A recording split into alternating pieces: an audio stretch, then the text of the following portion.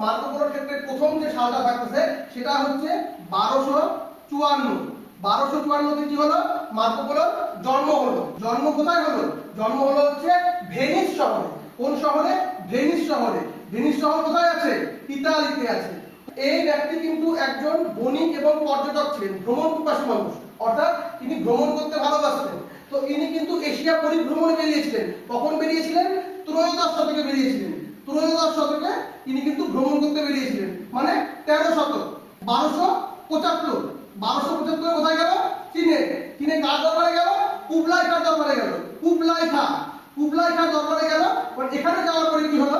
এখানে যাওয়ার পরে এই ব্যক্তি এটাকে কিন্তু রাজদূত হিসাবে নিযুক্ত করলো এবং এখানে কিন্তু সে রাজদূত হিসাবে 17 বছর কিন্তু কাটাইছিল। কত বছর কাটাইছিল? 17 বছর কাটিয়েছিল।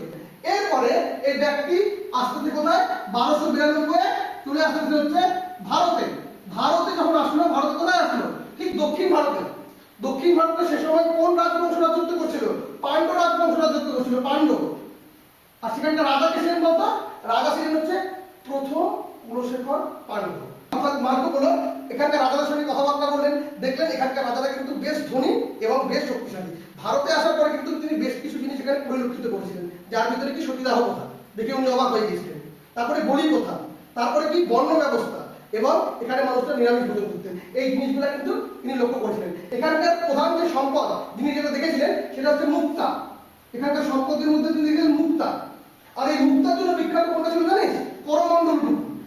করমণ্ডল পুকুর কিন্তু মুক্তা উৎপাদনের জন্য বিখ্যাত ছিল। করমণ্ডল পুকুর 1295 সালকে মাথায় রাখতে হবে। এখানে কি করেছিলেন তিনি? প্রত্যাবর্তন করেছিলেন। প্রত্যাবর্তন করলো। কোথায় প্রত্যাবর্তন করলো? স্বদেশে। স্বদেশ বলতে কোনটা? সেই ভেনিস শহর। কোথায় অবস্থিত সেটা?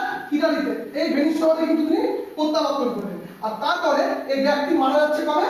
8ই জানুয়ারি। 8ই জানুয়ারি কবে? 1324-এ মারা যাচ্ছে। 8ই জানুয়ারি 1324-এ মৃত্যু। মৃত্যু কোথায়? আবার সেই স্বদেশে, অর্থাৎ ইতালির ভেনিস শহরে। আর এর বক্তব্যগুলোকে একটা ব্যক্তিকে শুনিয়েছিল এবং সেই ব্যক্তি এর কথা বলার উপর ভিত্তি করে কিন্তু কিছু জিনিস লিপিবদ্ধ করেছিল। সেই ব্যক্তিটার নাম মাথায় রাখতে হবে। ব্যক্তিটার নাম কি বলতো? রুস্টিচেলো। রুস্টিচেলো।